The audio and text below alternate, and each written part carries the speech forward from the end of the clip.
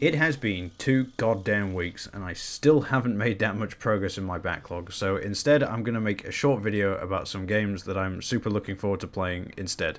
For the record, the reason I've not been doing that much backlog stuff is because I've got a number of other little creative projects that I've been trying to stick some time in, some writing, teaching myself how to use Go.Engine, a couple of ideas I want to do for YouTube I've been kind of playing with, so I'm not just, staring at the ceiling here, things are happening.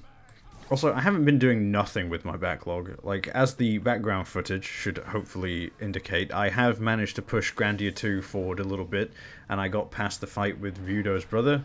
More so than me doing other things, that fight was the main reason I didn't put out a video last week.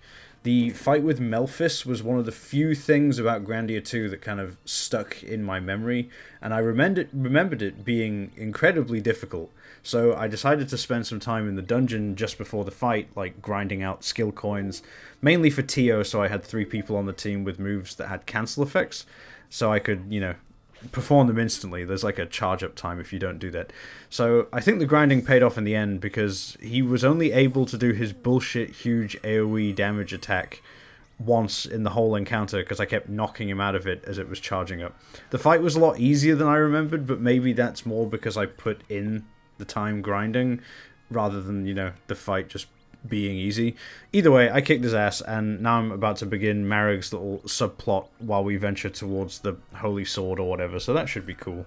I've also been playing a bit of something called Arcanum on stream. I'm not very deep in, and I'll be honest with you, this game feels kind of rough.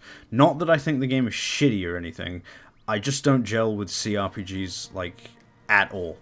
I'm sure for people who are into this kind of thing, then the in-depth character creation and the massive world to explore and all the side quests and moral conundrums is, great and awesome and all that, but I get annoyed by the uncertainty of it all. I don't know what kind of character is going to be viable to get to the end of the game, and I know that the idea is that any character is supposed to be viable, but I'm constantly worried that I'm going to build a character that will somehow get completely screwed over or make the game just ridiculously difficult because I lose my patience with these games very quickly. Still though, I'm not having the worst time right now, and maybe as I adapt to it I'll start having a bit more fun, so I'm going to keep an open mind and get to the end. Anyway, since that's about all I did in the last 2 weeks, I thought I'd take a moment to talk about some games I'm excited to try in the near future. First of which is Unicorn Overlord. It's made by Vanillaware. It's got the waifus, it's got an interface that reminds me a little bit of Ogre Battle. I have pretty high hopes for this one, I'm probably going to buy it very soon. It's not out yet, but I also want to try a game called Renatus, I don't fucking know how to say it. It looks like it might be a good time, has some decent pedigree behind it from the development team. Doesn't really look like the kind of thing that will blow anyone's mind or be considered for any kind of Game of the Year stuff come December, but the premise seems interesting, and Yoko Shimomura is on the project, so regardless of how the game turns out, the soundtrack is gonna fucking slap!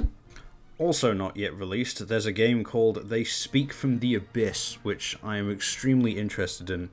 I mean, first of all, it's a Windows screensaver type game, which means that it's my jam by default, but it also reminds me quite heavily of a game called Baroque on the Sega Saturn, and I'm a big fan of Baroque on the Sega Saturn. Unfortunately, the Steam page doesn't give a concrete date outside of 2024, so I'm not sure when I'm going to get to play it, but I'm sure as shit going to buy They Speak from the Abyss the day it comes out, and probably take a day off work and just play it all fucking day. It looks sick. Sort of tangentially related to that game is that before I deleted my Twitter account, and no, I will not call it X, please fuck off, I found the account of the person who is developing They Speak from the Abyss, and on their page, they mentioned a game that they took inspiration from called Nemuru Mayu on the PS1. It looks weird, it looks wacky, it once again looks like a fucking Windows screensaver game that I haven't played yet, so of course I have to try it. I'm hoping that maybe I can go to a book off or some other random retro shop to find a hard copy. And since this is truly a mysterious PS1 game, having a quick look at Mercari, which is like Japanese eBay, it looks like it goes for over 10,000 yen. So either I get lucky and find it cheap, or I'm going to have to look into some alternative methods, you know what I'm saying? finally, since I'm trying to focus on the Dreamcast this year, the last game that sits on the top of my to-do list is something called Disperia. I'm not sure what it is. I've not looked into it with too much detail, but from what I can tell, it's a sort of horror visual novel RPG type thing, and I really like the art style. It looks very cool. Also quite expensive online, so I'm either going to have to, once again, luck out in a used bookstore or seek alternative methods to give it a go.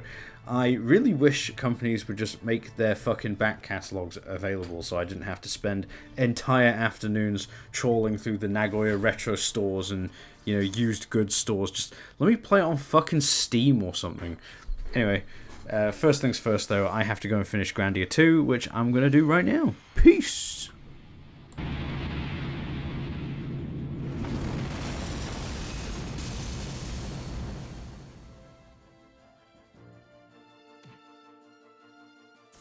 Was my faith misplaced?